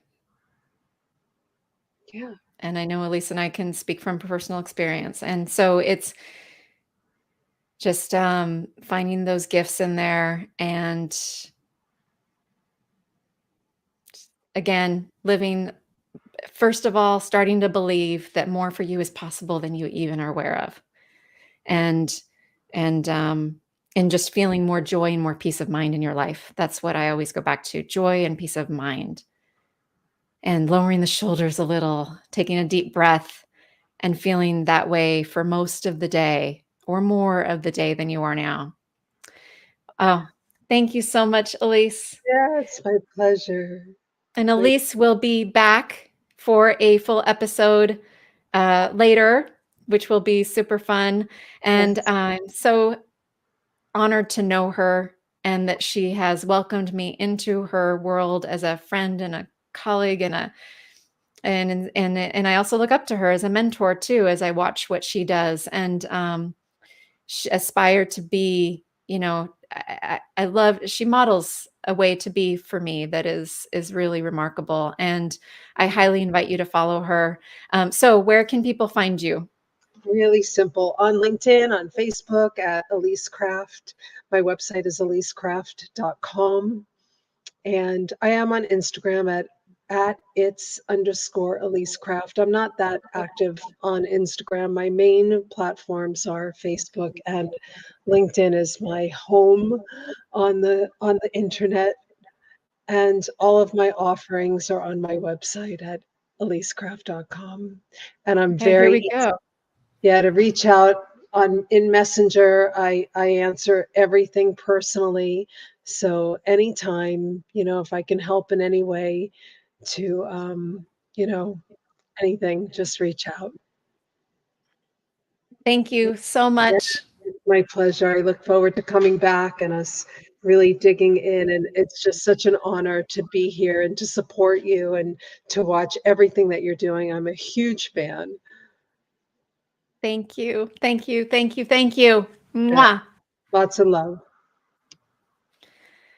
Oh my goodness. Okay, let's I see. don't know how to make myself go away. Oh, I will put, you know how they phrase this on the back end is kick Elise Craft from the studio. I'm going to lovingly kick you out. I kid you not. It says kick guest. So there we go. Bye-bye. Oh my gosh. Okay. So, wow. 6 beautiful human beings who are similarly definitely in different ways, but on a mission to make themselves and the world a better place. I highly recommend you go check them all out because they're amazing people. And if you haven't already, check out my podcast, the link charisyourlife.com/podcast launch that you'll see above, below, or to the side or somewhere in regards to wherever you're watching this. And you see it on the screen there too. Go to it as soon as you can. There is a contest going only through Sunday, but the sooner you can go listen and rate and subscribe and review, the better, to help me have a chance at ranking on the charts and getting this all these messages out to people to help others as more, because I'm ready. I've got my voice out there now. And I'm going to bring these lovely people with me into my podcast and my audience too along the way. And we all have a lot to give. And I hope you sense that from us today. And there'll be so many more too. I'm so excited. I've got big plans. And I am privileged, so honored. It is my privilege to be out here like this now and to be supporting you and anybody that you know who might be able to benefit from hearing my voice. So I am on all the socials at Charis Your Life. And again, go check out the podcast. And the first number 1 on that link, if on that page, is number 1 has a click here, and it will take you to the podcast directly where you can listen. And then there's some instructions on some tips on, rating, reviewing, subscribing, which will really help me because the podcast platform really cares about all that stuff. So the podcast will get noticed if you can do all these things. It would be so helpful. And then upload a screenshot of your review there, and you can have a chance to win a Amazon gift card up to $300. Okay. So please spread the word, share this post with your friends and family and colleagues, share that link with anybody that you know, share on your socials. I really want to help more people, and I am thrilled to be doing it. So thank you to everyone for your support, for listening, watching today, or whenever you're hearing and watching this. And I look forward to supporting you however I can in the future. And I will, Heidi has settled down. Is very happy to be on my lap. So we will sign off now. Oh, look at her with her little squished face from her little nap. We're signing off now and look forward to seeing you in the future. Bye-bye.